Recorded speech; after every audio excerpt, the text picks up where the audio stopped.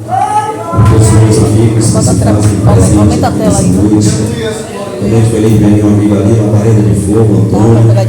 Me deu a honra de estar aqui nessa noite. Deus continue abençoando todos. Quero louvar a Deus também pela vida da minha esposa, pela minha família. Minha esposa amanhã, minha filha Benjamin, minha filha. É um dos melhores cultos que existe na igreja, né? Tirando a parte do culto de doutrina que nós vamos também aprender com nossos pastores. Mas o culto de missão é algo que nós vamos refletir acerca do que nós somos e qual a razão de nós estarmos aqui na terça, na quinta, no domingo pela manhã e no domingo pela noite, ou nas quartas-feiras nos evangelismos, ou no domingo pela tarde no evangelismo. Por qual motivo eu levantei a minha mão e fiz um compromisso com o Senhor Jesus? Existe uma razão por trás de todos esses atos que nós cometemos diante dos homens para dizer: eu sou cristão, eu sou servo de Deus, eu sirvo a Cristo na Assembleia de Deus em Camaçã.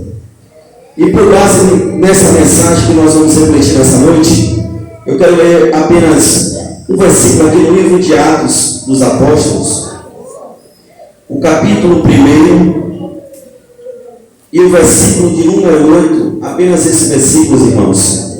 Atos, capítulo 1 e o versículo de número 8, para a nossa reflexão nessa noite. Em 19 minutos, eu quero trazer essa reflexão para a igreja do Senhor. Quem achou, diga: eu vou para o céu. Eu vou para o céu. Misericórdia. Está fraco, irmão. Quem achou, diga: eu vou para o céu. Eu vou para o céu. Amém. Assim estremece os infernos, irmão. Amém? Diz assim: mas recebereis poder ao descer sobre vós o Espírito Santo, e sereis minhas testemunhas, tanto em Jerusalém, como em toda a Judéia e Samaria, e até os confins da terra. Amém, irmãos? Amém.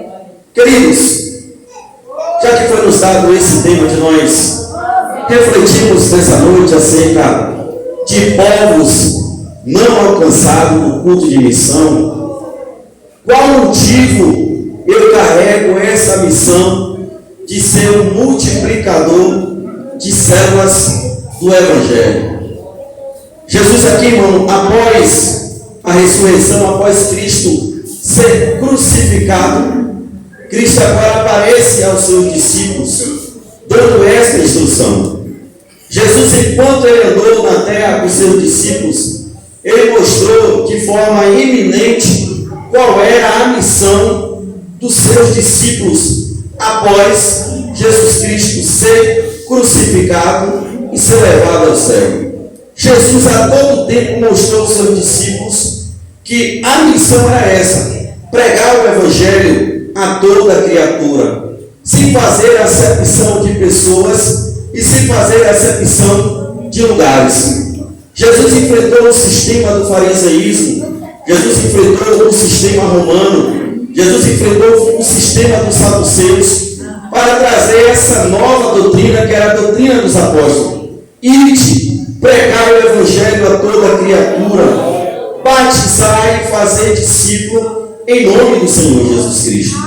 Irmão, existe uma razão, existe um motivo muito grande de nós se reunirmos aqui nesse lugar, nessa noite, às terças, à quinta, aos domingos, para nós dizermos que nós somos servos de Deus e vamos prestar os cultos e louvores e adorações e orações a Deus.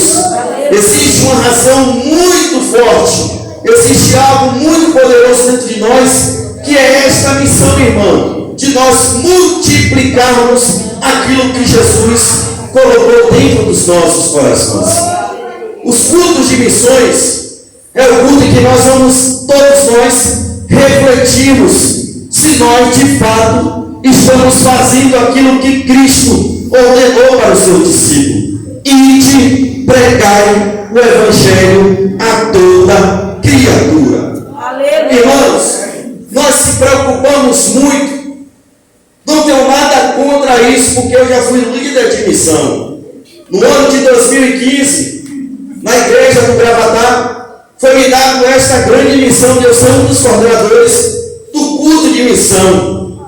E Jesus, irmão, ia orando às madrugadas, buscando a Deus e pedindo que Deus me desse inspirações, razões e motivos para que a igreja entendesse porque eu estava naquele carro.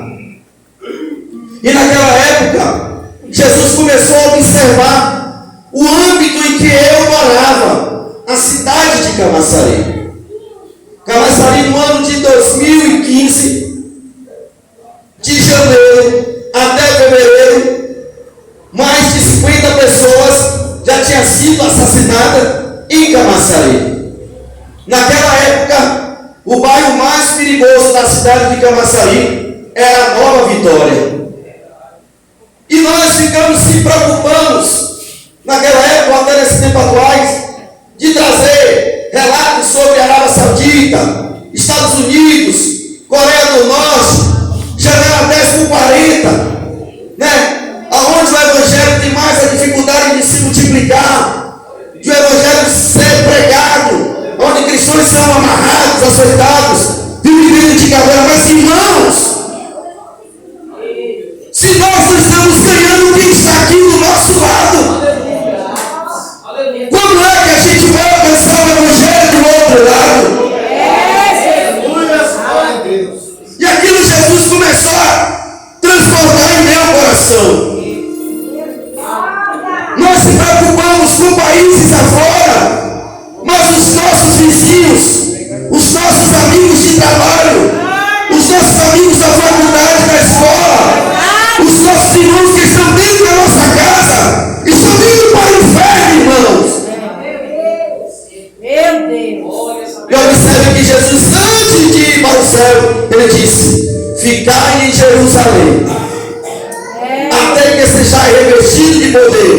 E ele disse: anunciai aqui em Jerusalém.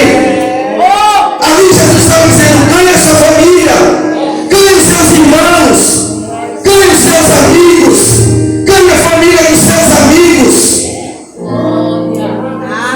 E às vezes, irmãos, nós se preocupamos com culto como esse, com pessoas que estão a quilômetros e quilômetros de distância de nós, e aquele que está do nosso lado, acorrentado por Satanás, condenado ao inferno.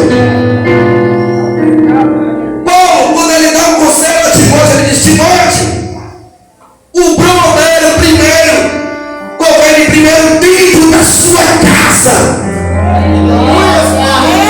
Aí eu quero te fazer uma pergunta: como é que está a sua casa, irmão? Como é que está a obra missionária dentro da sua família? Como é que está o seu relacionamento com o seu filho que não é crente, com o seu esposo que não é crente, com o seu irmão que não é crente, irmão? Não, eu estava dando uma pincelada rapidinho agora de tarde sobre a quantidade de homicídios que já aconteceu na cidade de Camaçari, de janeiro até agora.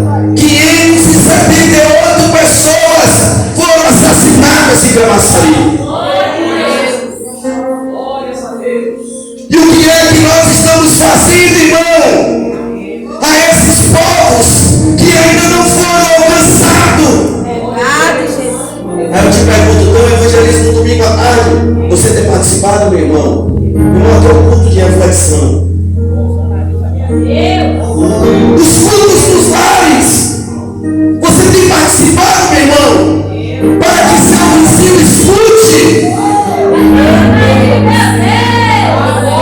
Irmão, se a gente não pregar em Jerusalém, em Samaria,